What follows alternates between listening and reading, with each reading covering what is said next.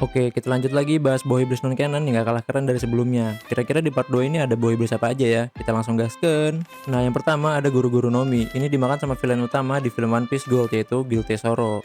Tipe Boy Iblisnya Paramecia dan kekuatannya bisa ngendalin emas sesuka hati. Nah, fun fact-nya lagi, di film ini tuh ternyata Boy Iblisnya udah awakening loh. Dia bisa ngubah seluruh kotak kapalnya, Green Tesoro, jadi lautan emas cair raksasa yang bisa dia kontrol. Kelihatan kan potensi overpowernya. Terus yang kedua kita punya Gutsugu Tsunomi. Boy Iblis Paramecia ini punyanya Bill. Nah, dia ini musuh di filler Arc Silvermine yang jadi jembatan ke film Gold. Terus kekuatannya tuh unik banget. Dia bisa jadi kayak tungku pelaburan berjalan gitu. Jadi cara kerjanya tuh dia makan biji-biji mentah, terus ngeleburin di dalam tubuhnya, terus ngebentuk jadi senjata kayak pedang atau palu. Mirip-mirip pabrik senjata hidup gitulah. Yang ketiga lanjut ke yang agak jadul, namanya Hisohisonomi. Nah, Boy ini dimakan sama anak kecil namanya Apis di filler arc pertama di One Piece, yaitu Warship Island. Nah, Boy ini tipe Paramecia yang bisa dibilang damai banget, soalnya kekuatannya tuh bisa ngobrol sama binatang. Persisnya sih dengerin kata hati mereka gitu. Kalau kata main fact sih ini tuh bisa dibilang kayak versi awal dari konsep Voice of All Things kayak penyanyi Luffy atau Momonosuke, tapi dalam skala yang lebih personal atau sederhana. Nah, yang keempat ini gak kalah sangar, namanya Jara Jaranomi, punyanya Matt Tracer dari episode spesial Heart of Gold. Nah, buah Paramecia ini ngasih dia kemampuan buat numbuhin dan ngendalin rantai dari tubuhnya sesuka hati. Nah, kerennya lagi, rantai ini tuh ternyata super kuat dan bisa dia pakai buat nangkap musuh atau dijadiin senjata buat dia nyerang.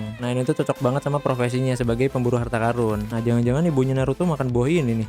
Nah, yang kelima ada Kachikachi Nomi. Ini dimakan sama Bear King, musuh utama di film kedua One Piece, judulnya Clockwork Island Adventure. Tipe buahnya Paramecia, kekuatannya bikin dia bisa ngerasin tubuhnya jadi sekeras batu.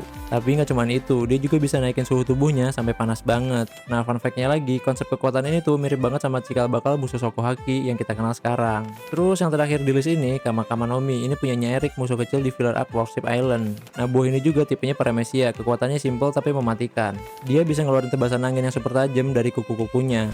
Nah, ini tuh kayak mirip banget sama jurus Rankiaku punya CP9. Kalian ingat nggak? Ini tuh bisa jadi salah satu bukti kalau ide-ide di filler tuh kadang bisa jadi inspirasi buat cerita utamanya.